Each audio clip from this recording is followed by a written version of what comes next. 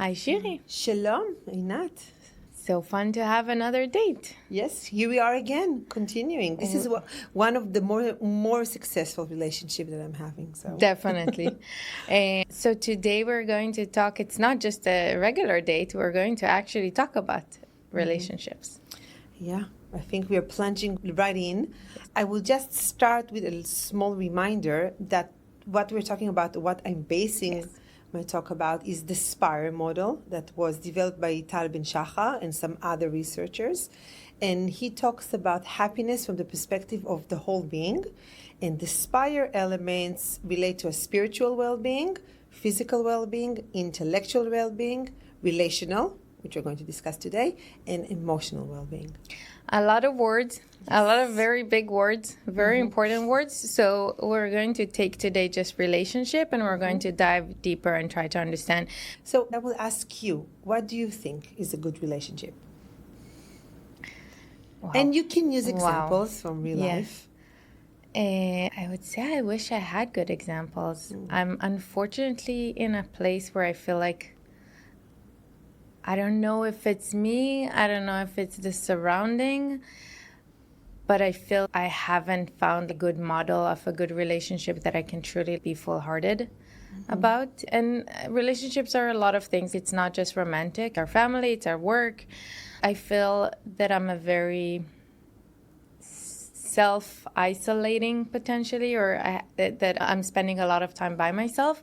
Not by choice so much, but maybe by choice because I haven't found people that I like to spend a lot of time with and then can understand me. So I guess it's a very loaded question that you just asked. But I would say that when I aspire to a relationship, what I aspire in a relationship is feeling seen, feeling that I can bring my full self, that I'm not afraid to speak out. And I think that's like, for me, the basic for a relationship. That I'm being appreciated for the things that I appreciate in myself. So that is so interesting what you're saying. And I know that I put you on the spot because I'm sweating.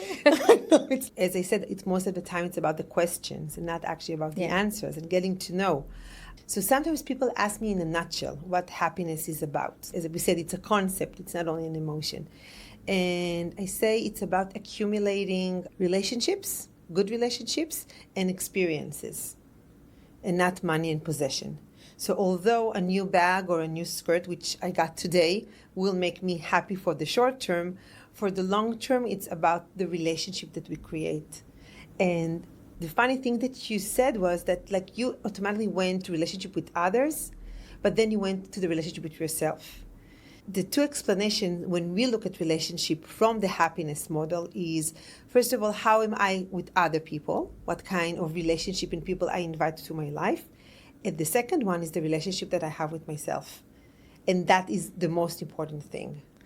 It's funny how things happen like in the right timing. I literally just got a diary that I had pre-COVID, pre-moving to Israel, being delivered here. And I got to read in it. And what I've noticed that is significantly different between who I am today and who I was in 2019, it's that back then I acknowledged and I knew that I could not trust myself to take care of myself. And I know today, like every day, I know and I tell myself, I know that don't worry, I got your back. Oh, that's something that you tell yourself every day? Most days. Like, I celebrate it, that the fact that I know that I'm in a position that I got this. And you talked about experiences. I think that it's exactly that, the fact that I have so many experiences to show up for. I was the one pulling myself from the mud. Yeah. So I know that I've done it in the past and I know that I'll be able to do it again. And I think that without having those experiences, gone through like the mud and the messy, I wasn't trusting myself, and I was also a different person. I was also not taking care of myself. And that is the permission to be human, actually, and the evolving that we go through time. And I told you I teach at the school. I teach a class of Intro to Psychology, and actually for the 10th grader, I also teach health class. In 10th grade, back in the day, it used to be around relationships. And I remember talking with my students that first and foremost, we're going to talk with outside relationships. And it can be like with the family and different kinds before going to the intimate relationship, because that's what they cared about the most. but then also relationship of how you view yourself. And being a teenager, there is so much being put on you, and especially nowadays, like when kids get their knowledge from social media, and we lean to that, like we all scroll all the time. So identifying between what is a story and what is not real in fantasy, and between what is real and authentic, it's a very important thing. And then there is a sense of acceptance of who you are and what you are. So the base of a relationship is how I view myself. It's accepting myself with a sense of I'm good enough. So we might say the affirmation again that you're telling yourself every morning that you got. Yeah, that I got myself. I'll take care of myself, whatever I need. Through sickness and in health, through riches and in poor, I got myself. Until death will do us part, God forbid. Literally. And that is such a beautiful affirmation, because one of the practices actually in happiness is the idea that looking in the mirror and telling yourself something that stands with how you think about yourself. So we have the difference between self-esteem and self-efficacy. And many times people can have not real self-esteem of I'm the best, I'm the most amazing person, I'm going to be the next Beyonce. They're not. So the discrepancy between what they think about themselves, or people think about them, or the lies that they tell themselves, versus how they really feel, this is the gap between true self. Oh, I'm sorry, I'm putting so many definitions. Yes. And I want to pull through the thread that you just said, because I think it's so, is it lying to themselves about what they truly feel and what they lie to themselves that they feel? Is it trying to fake it till you make it, or is it just something that they try to portray to the world that they're not really buying themselves? So it can be both, but if it doesn't sit well with them and if it's not authentic, then actually that's what can create depression and anxiety, because you don't believe. It's the imposter syndrome in a way. You don't believe what you tell about yourself, and you're trying to create some kind of a facade, not also to the outside world, but also to yourself. And that works on a psyche. So if it doesn't stand, what you tell yourself with what you think about yourself, it's not going to work. Actually, all those affirmations can make you feel even worse. But if you find the right sentence and you tell yourself and you look in the mirror and it hit the spot and you feel it when it hit the spot, this can be very uplifting. That syncing of the synchronizing of what you truly think and what you are. And that shift can actually make us grow into the person that we want to become. Yeah. It was such a struggle, I have to say, to get to this point. It was, and still is. I read a book that I highly recommend to the people in the audience that can read in Hebrew. It's called First-Hand Love by Shali Lipa. It's like a mini booklet, and it's essentially the first thing that you started with. It's our love for ourselves, the love that we give to ourselves. We seek so much the love of other people, but if we don't love ourselves, like this is something that we can actually provide to ourselves. So, and I love that booklet. For me, it was more about figuring out how like the language affect the way that I work. So currently, the way that I operate throughout the entire week, I'm always around schedule of everything. My clients, what they need, my thing, like my friends, whatever. And then on Saturday and Sunday, I wake up without anything in my calendar, and I'm just telling to myself, what do I feel like doing? There's a saying in Hebrew, ma bali, which is something said by kids. So it's like, ma bali achshav. What do I feel like doing now? And is it going to exercise? Is it going to just do nothing? Is it staying in bed and watching TV? It's like that liberation of allowing myself to go back to being a kid, which I don't think that I have been when I was a kid. And you know what? There is the movie Inside Out 2, which is one of my favorite of all times. People, you have to watch it. Yeah. There is joy, the emotion, and she's talking, it's where anxiety come into the mix. And joy is upset, like the emotion joy in the brain is upset. And one of the things she's saying is that she doesn't know how to make Riley happy again, the girl. And she said, maybe when we grow older, we're not supposed to be happy anymore, the way, or joyful the way that we were like small kids. And it's so upsetting because there is a spark in us that we're all the time suppressing. You have to go to work, and there are deadlines. You have to have a degree, and then you have to be married, and then you have to have kids, and then you have to do this, and we're working by this schedule, and we feel that this is how life is supposed to be. But then we get detached from those very raw, basic emotions of who we are. And it's okay because maybe that's part of growing up on one hand, but on the other hand, and this is something that I always tell myself and tell kids, don't forget that playfulness that you have. So I'm a kind of woman, and I'm an old woman, that will put music in the house, and it's basically 90s alternative kind of dance music, and I will be dancing around the house. And I will be like really dancing, like all the moves of the dance. And now I'm sharing it with the world, but the thing is that it reminds me of the person that I was, but also it reminds me of who I am still. It's still there in me. So we wear different kind of hats and a person that we want to be, but don't let that child. So I always say, have that ice cream, skip, it's so good. Go to the swing. When I see little kids that are wearing like fancy clothes, I'm always like, oh my God, I love your dress. Compliment others and get connected. I feel it's a very big thing also in New York. When I walk the street, it never happened to me elsewhere.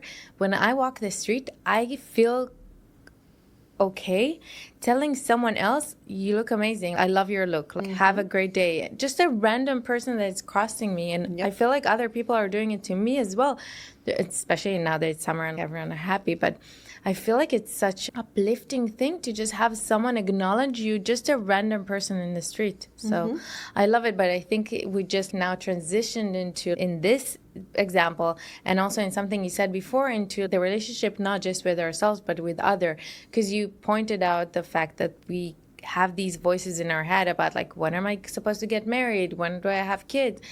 And those are, I think they're maybe internal voices, but they reflect the mirror that we get from other people around us. Absolutely. And I feel I've been in a position that I transferred an ocean to get outside of those noise, so I'll be able to hear what I truly need and what I truly want and what I truly feel, because I couldn't have people around me and be able to hear my own voice. So I guess we transfer to the second relationship, not just with ourselves, but with who? With the others.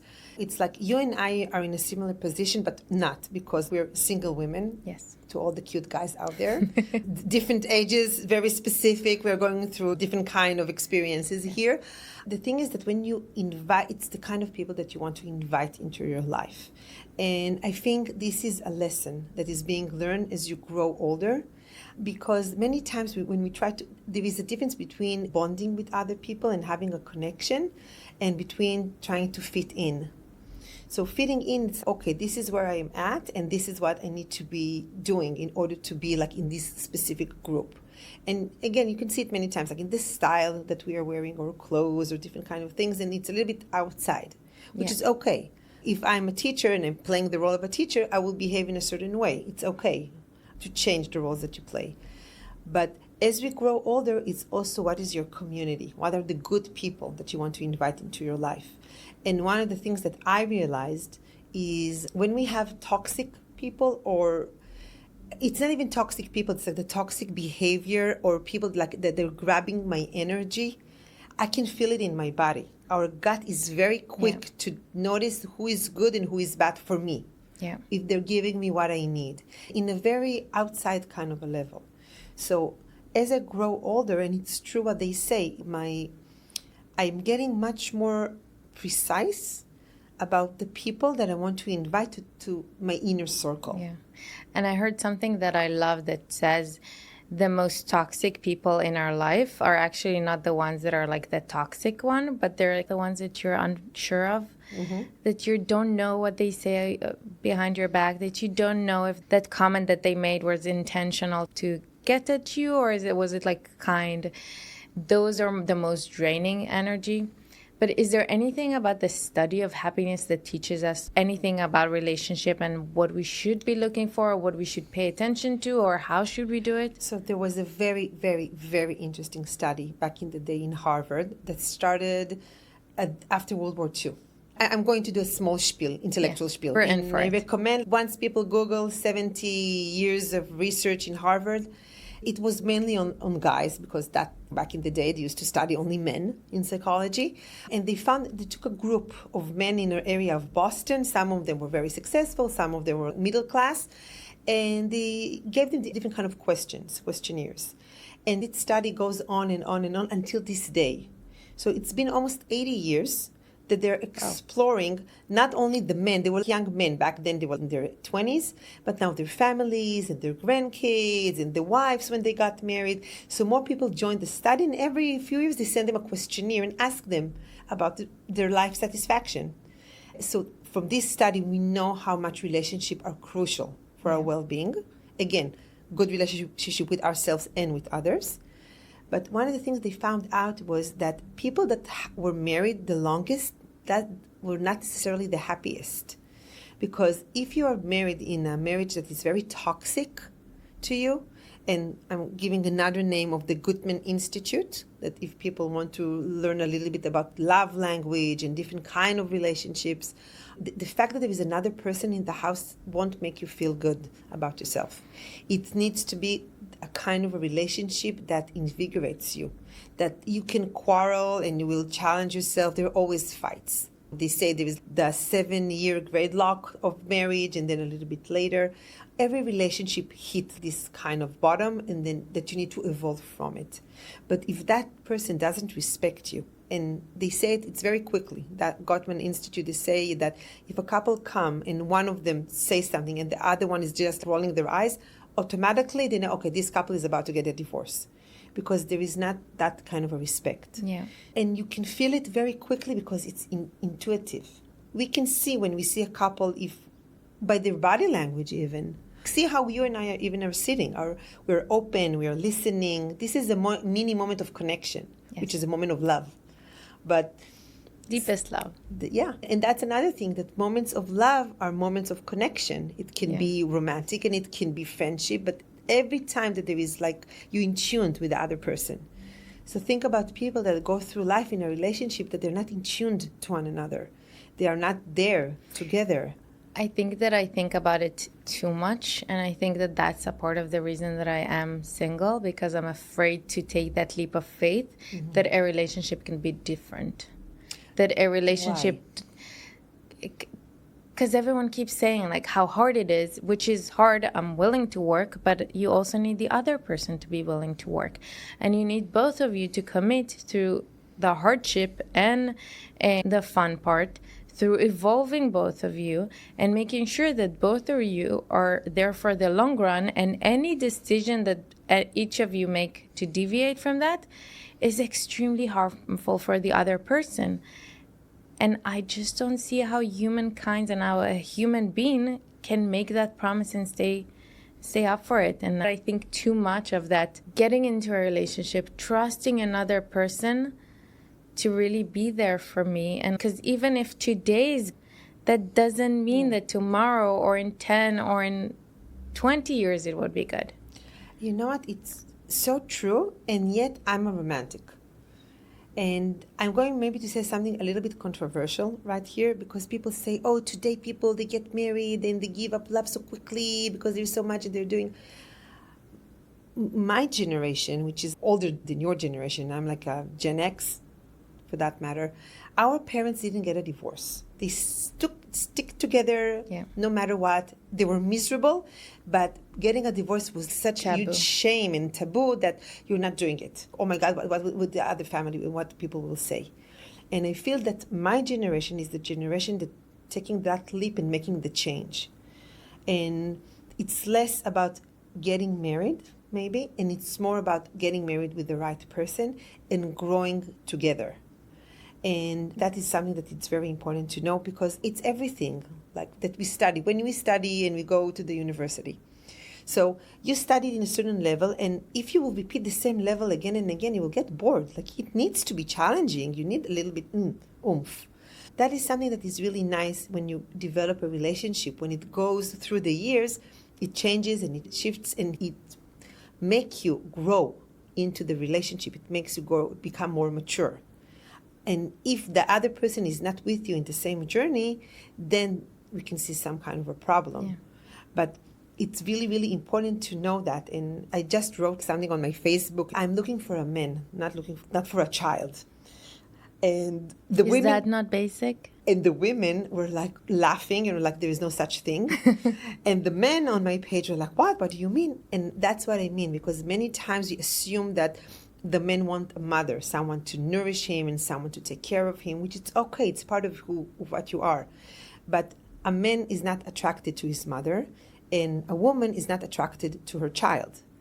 This is where the man and the woman need to evolve together. And that comes when you see the potential in the other person, not what they are now, but the person that they can become.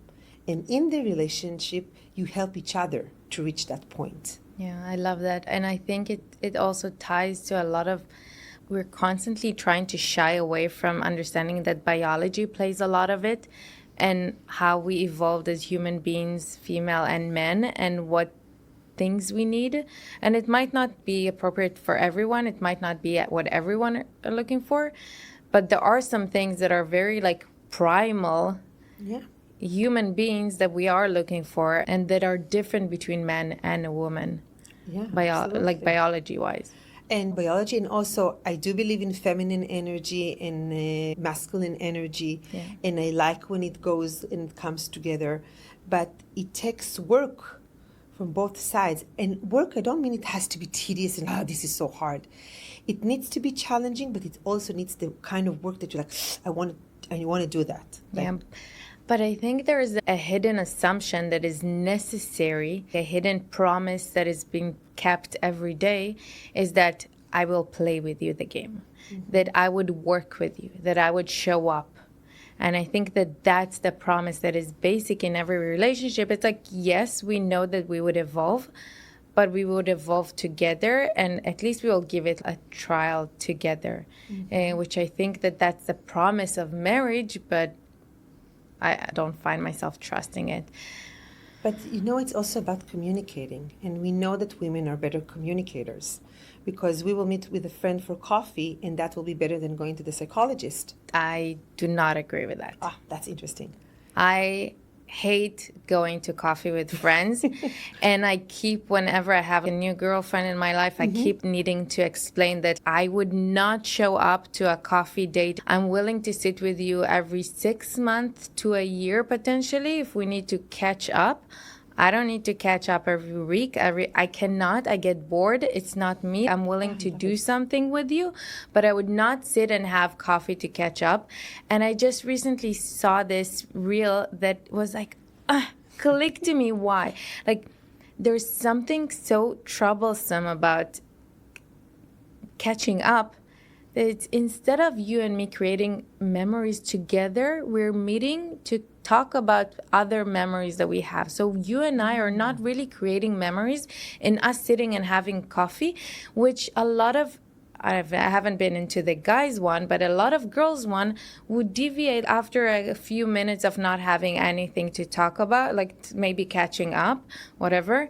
You kind of very quickly start talking about like everyone else, which I don't care about what everyone else do. Like I don't want to I'm literally not gossip, you mean? Yeah, but I'm literally like not interested in that. I also don't want to share my life every single moment if you're not a part of them.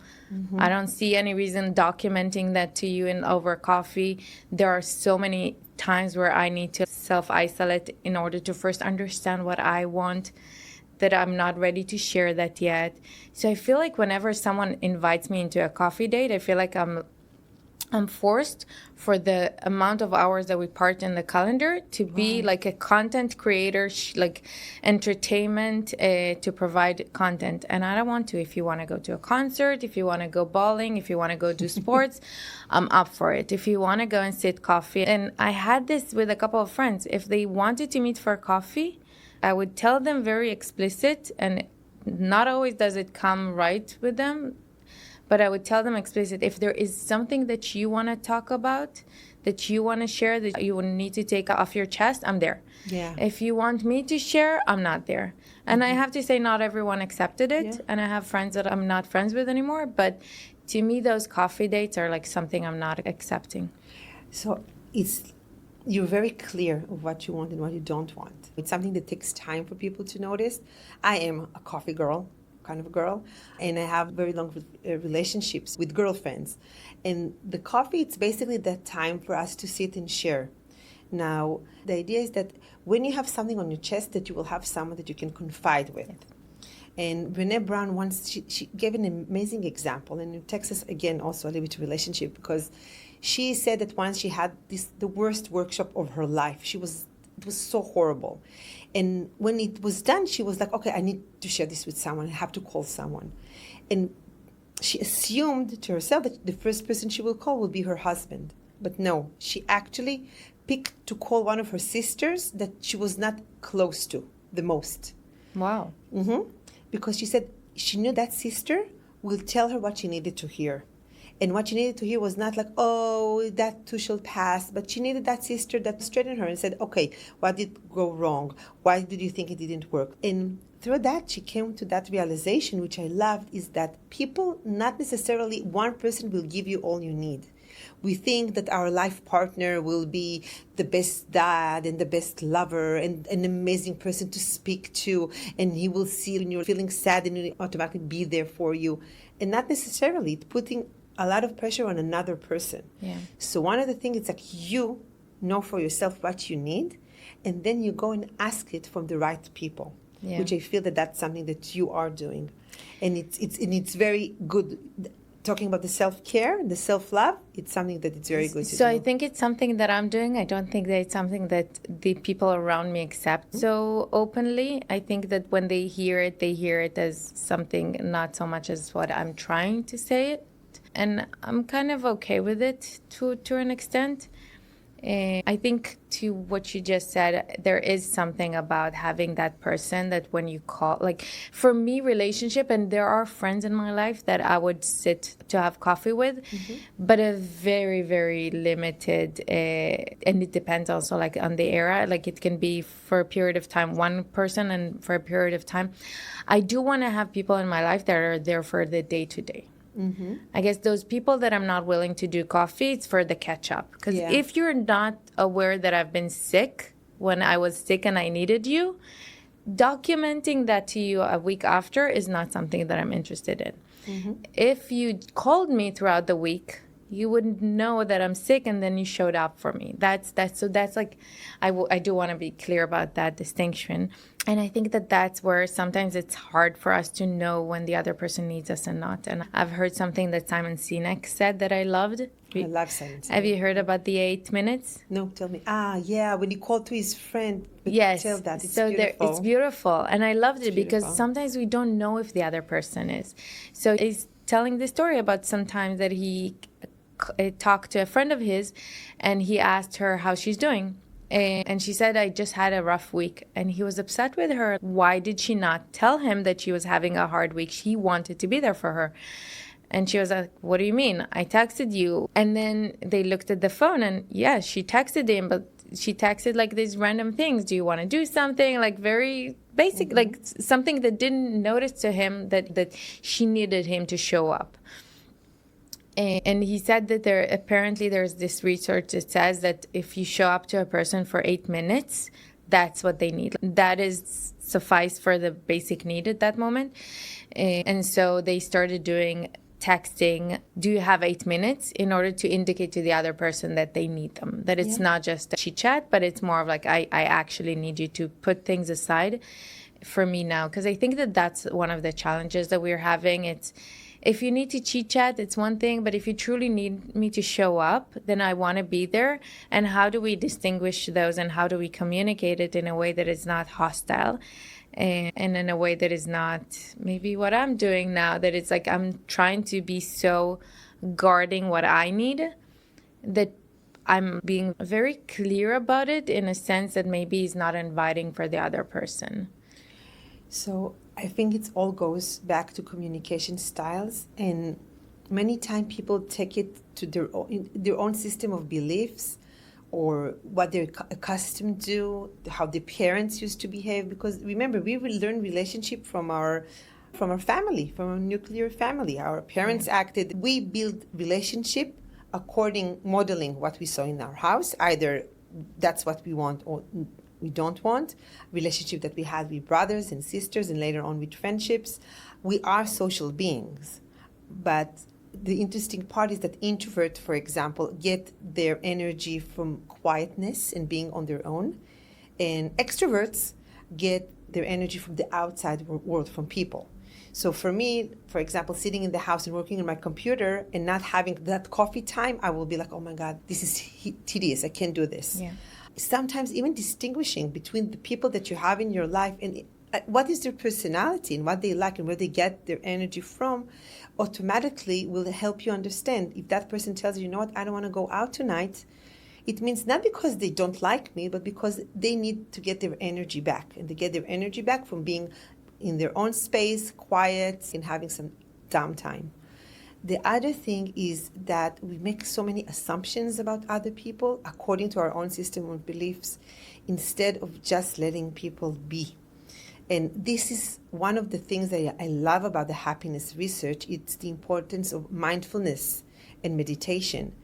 And it's not about, me sitting in the Himalaya, watching that beautiful view and just humming my way into tranquility and calmness. Yeah. It's finding that awareness of the moment in the hectic, everyday life.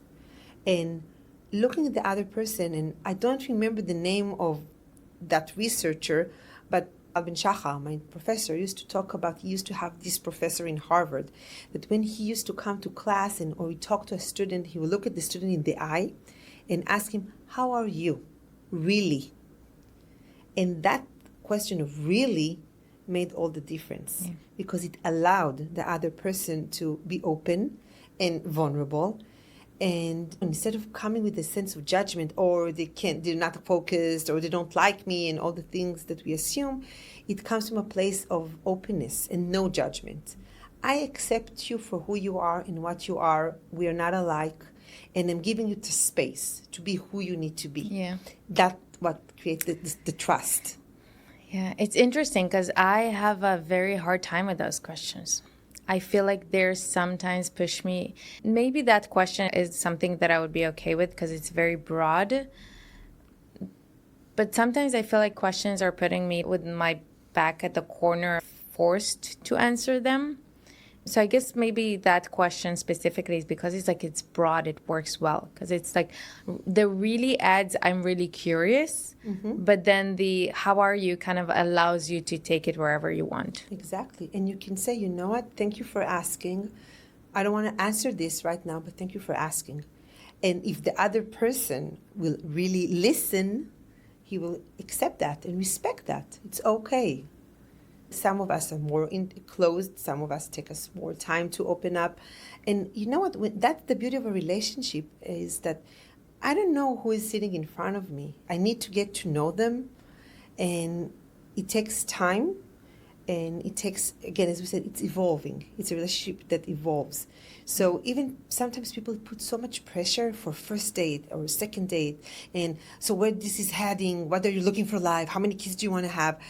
Or especially when I go out with someone and they're starting with these promises, you know what? Oh, I like you so much. So when we go to like Paris, this is our second date. I don't know if we ever go to Paris. Let's put the guards down.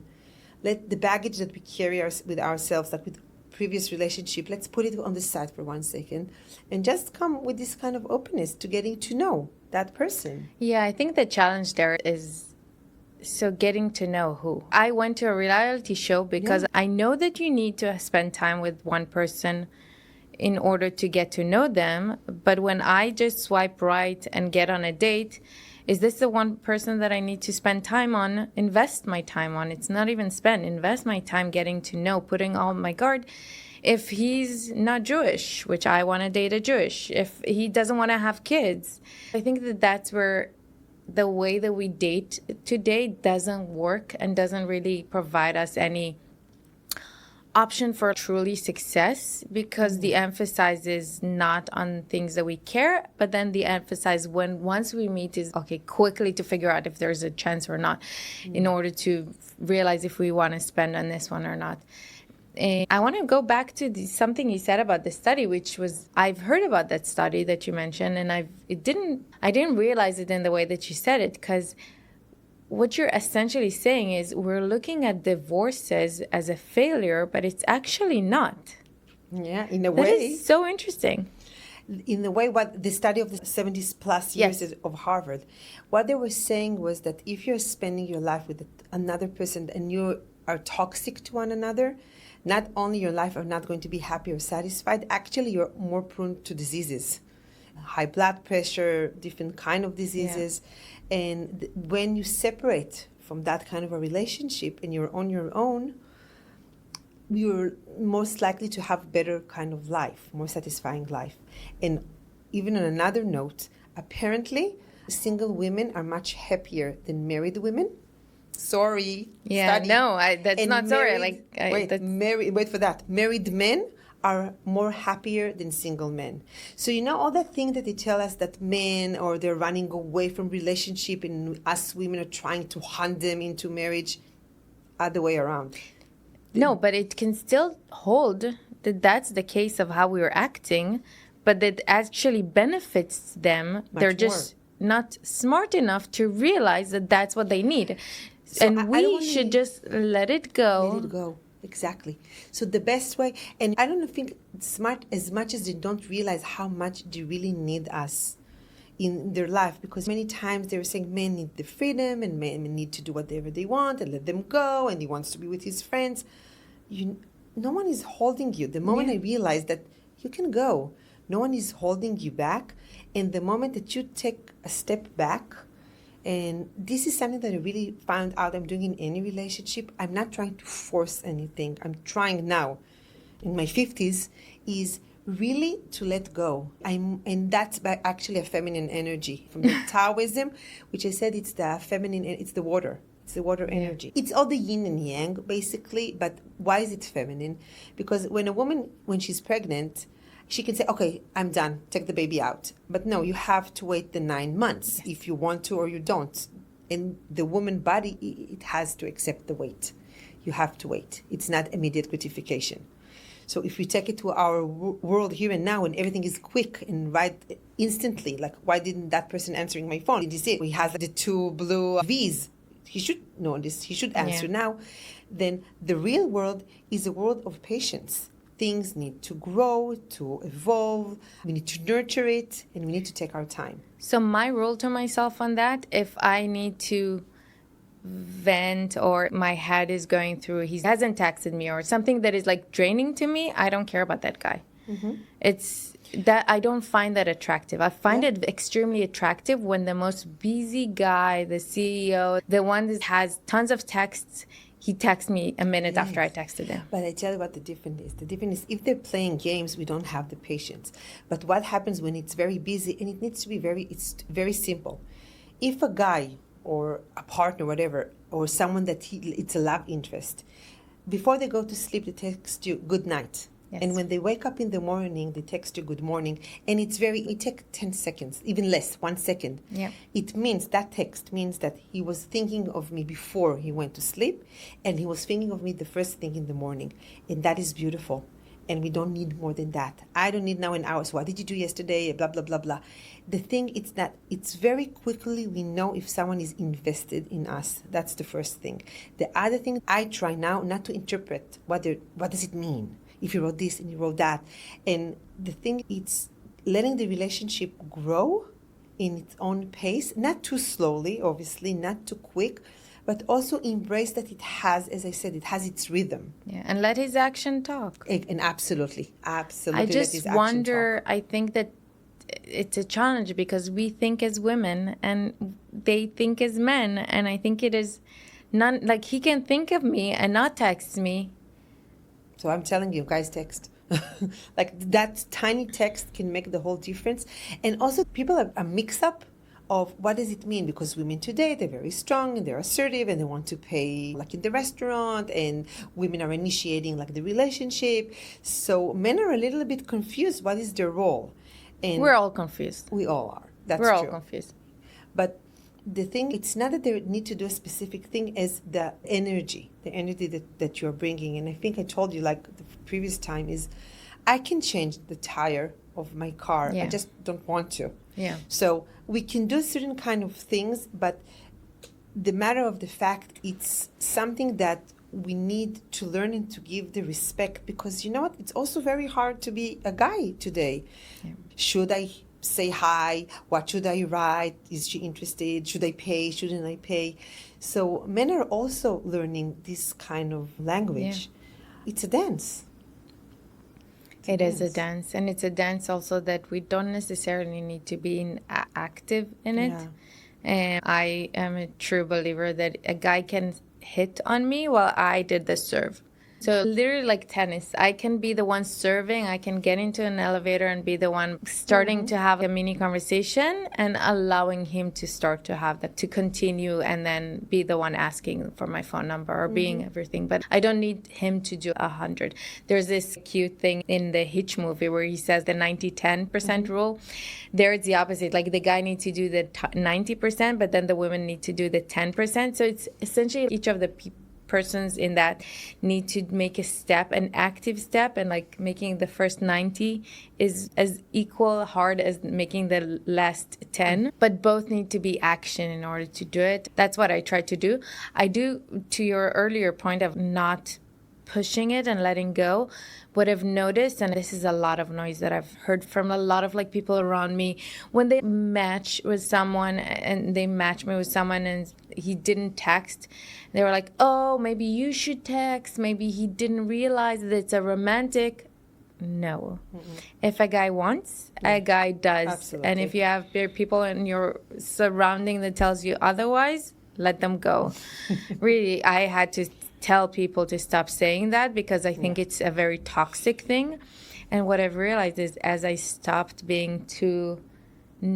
I used to come to this situation from a perspective of there's a momentum. We just connected. We're both in the same city. I need to hit the iron when it's hot. If he wouldn't text me tomorrow, then I wouldn't be able to meet him and plan everything in my head. And I think it's just there's this smell of tension. And it's also, I'm not enjoyed in the opposite position where someone is so eager to. And I think there's something about the easiness of, I was matched with someone. I was actually matched with someone that I just learned that you know. Oh. And it was so funny because another friend that I don't think you know, matched me with a guy, gave him my number, and he didn't reach out for 2 weeks. And I was like, okay. Well, you're going to tell me afterwards who it is, right? And I was like, okay, like he would reach out to me if he wants and at the time of his convenience. And then when he reached out, we went on a 3 dates. It was nice. It didn't work. But I think that ease of, I wasn't I kind of passed it along. Like if it works for him, if he wants to meet. But you know what? At the end of the day, I feel it's like, it really depends about what the other person wants, but also what you want. Yeah. And if I am going about the idea of the self-care, it's not only the outside self-care, because you're saying something really nice that you wake up, it's Saturday morning, and what do I want to do? Like, how do I want to pamper myself today? And I see it sometimes, like, for example, with my kids, like if I have even a very hectic day, I will be like, you know what? Let's go to see this movie, or what do you want us to eat today? Where should we go? And you creating the experience. And it's an experience that it's nice. I'm not feeling like, oh no, I'm stuck with the kids and I have to do something with the kids.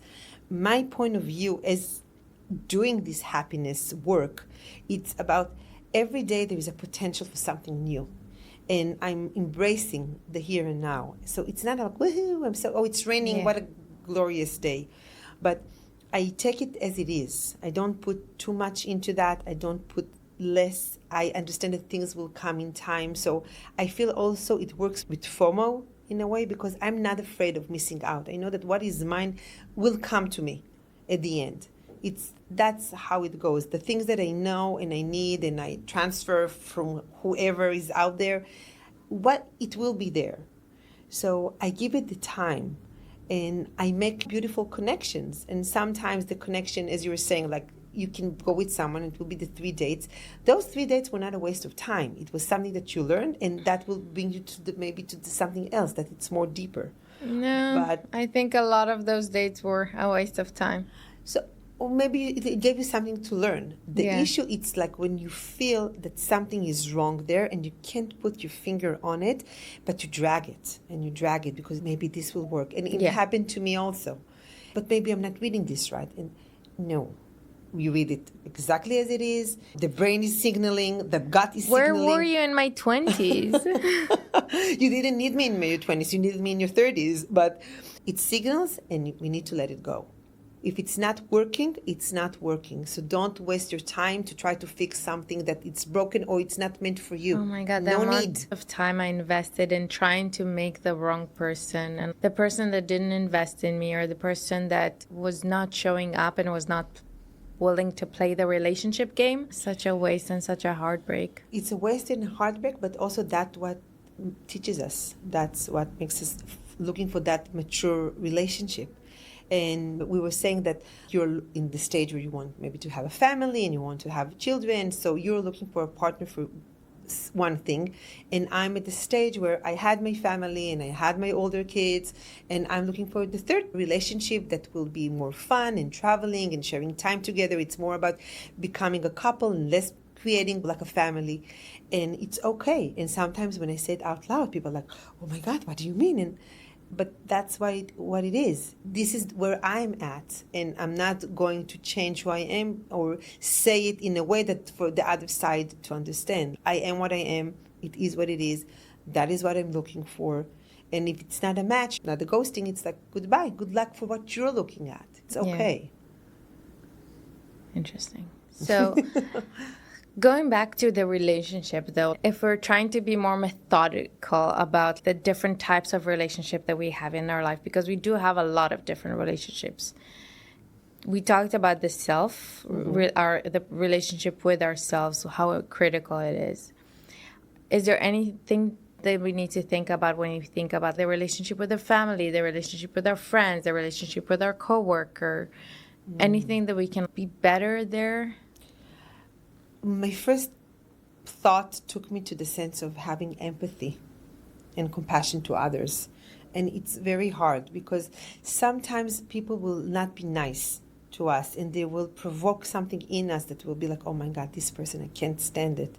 But we need to understand that person also go through things in their own life, their own relationships, things that he, as we said, got from his past experiences, from his families. So it's hard, but to always have that sense of compassion and letting go. Like I let go people in my life, and there were people that don't fit of who I am right now. I try to let it go with compassion. I wish them the best. It's not working for me now at the stage that I'm at. I'm wishing them always to be happy. But are you having the conversation? Because I found that it's really hard. Not always, because sometimes they're not willing to listen. I find that with the romantic relationship, it makes it clear because you have to have the cut. Yeah. But with friends, it's a hard conversation to have because sometimes it's the nuance that doesn't work for you. And how do you come to say to someone else, listen, I don't like you. Like, I got to know you and you're not someone that I want to have in my life. So that's backing off. There is the element of a little bit of ghosting. Of you don't want to tell that person because you're not going to change him, but they don't fit you anymore at this stage. Yeah. So hopefully, like what we're talking here, people realize that some people fit the bill for a certain time and then, we're moving on. I just move an ocean. For example. But the thing it's like also to have this kind of a sense like it can't be forced. We can't force relationship. We can't make another person become what we want them to be. Like, if that person will only be like A, B, C, D, E, then it will be perfect. Yeah. We're in charge only on ourselves. We can bring only ourselves. So when we know who we are, when we have good relationship with ourselves, it will come across to the other people because we won't go from the beginning. We wouldn't evolve into the relationship that we don't like. We won't be there anymore because we know what we need. Yeah, I found it to be so unfair, and I realized something over the last year is that when you look for something, you're not going to find it, but when you're not looking for something, you find it. There's a different energy, and it happened to me while I was searching for a job, and I was trying to get all these meetings and talk to people and tell them what I'm looking for, what I've done through my experience. And the minute that I found something was the minute that all of them came back with ideas. And it was so interesting to see all of a sudden the salary conversation shifted like dramatically. Yeah. There's something about the energy that we project to the world when we're not looking. Absolutely. That's when we're finding. But that's so twisted and Yes, unfair. because you don't put the spotlight onto something and you're not looking at it all the time. And when you let it go and it's a little bit in the background, you allow it to come to you. I knew that happiness or positive psychology was something that I wanted to learn about. I knew it.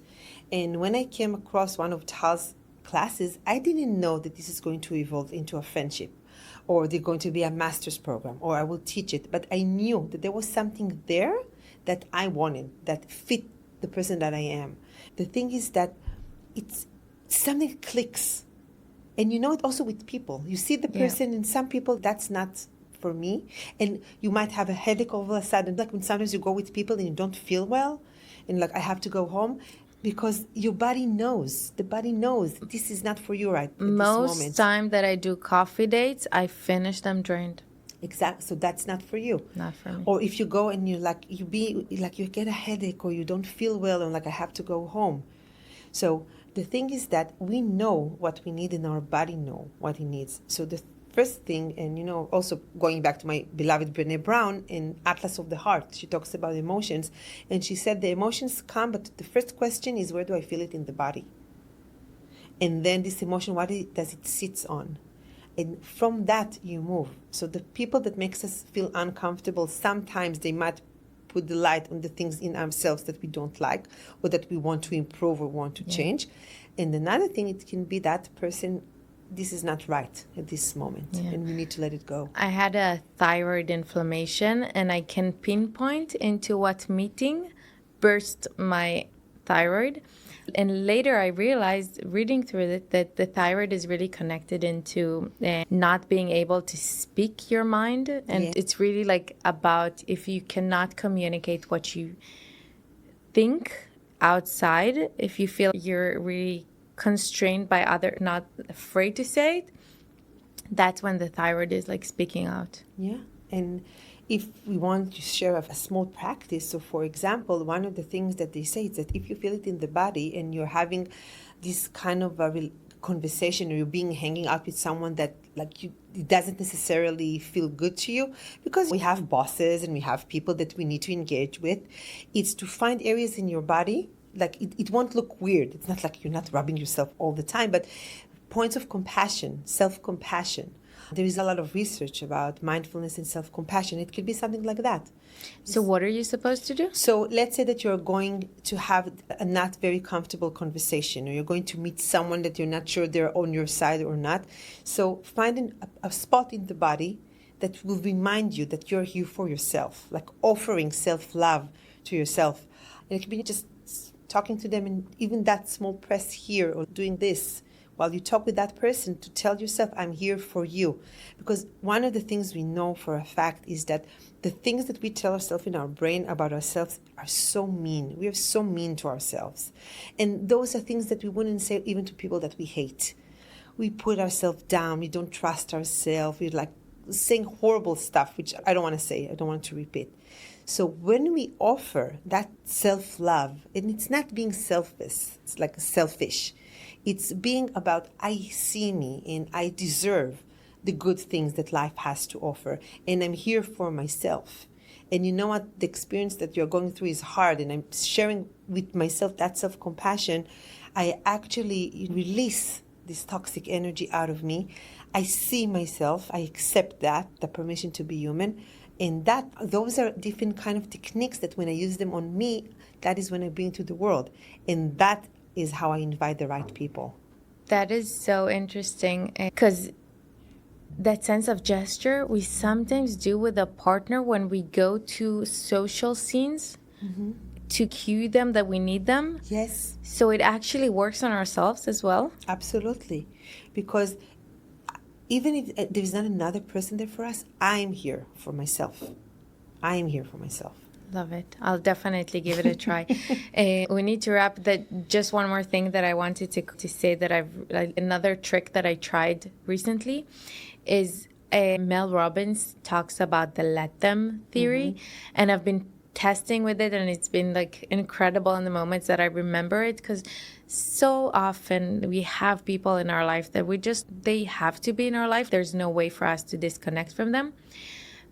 But there are unpleasant instances with them. And what she suggests to do is say to ourselves, let them. And she has a full theory about it. And like, I highly recommend to listen to her podcast talking about it. But there's something when we tell ourselves, let them, it tells ourselves it's not about me. It's about them. It's a barrier. And then it's not a permission for them to act this way, but it's a permission for us to acknowledge how we're feeling and understand what's happening. And not let them penetrate our sacred space. Yes. This is sacred, and you can do whatever you want. It's not going to affect me. I'm having like this kind of a bubble to protect myself. It can be through that touch. You be you. Yeah. So I'll put the link to her conversation she had with Oprah. Like, highly recommend to listen to it. I remember also there's a poem of Let Them, which is, I'm not sure if that's connected. Like a woman like talking about let them. It's beautiful. Interesting. Send me. I'll take a look at that one as well. And then another thing that I've recently started doing is I used to be in relationships where the things that are not like that agreed that are not being spoken. And so I would not ask you for things like, can I know that you're not going to give me, but I need them. And I started just asking for them. Even if I know that even it's okay for the other person to say no, but I want it to be on the table that this is something that I need and the other person is not giving me. Because I've found that over the past I've been building relationship where I'm not getting what I need. And it's not spoken, but then it's also not being acknowledged by the other person. It's under the table, but then when it's not being acknowledged by the other person that this is something that they're unwilling to give me. So I've started asking for things, knowing that it's okay for the other person to say no, but asking them still to call it. Will add another thing. You are articulating what you need. You're telling it to the other person that might or might not accept it. Sure. And the next stage will be asking for the people that you know that are going to give it to you. Yeah, true. Yes. May they come, hurry. They will. Yes. Well, thank you for joining us. Until next time. Until next time. Bye. Bye.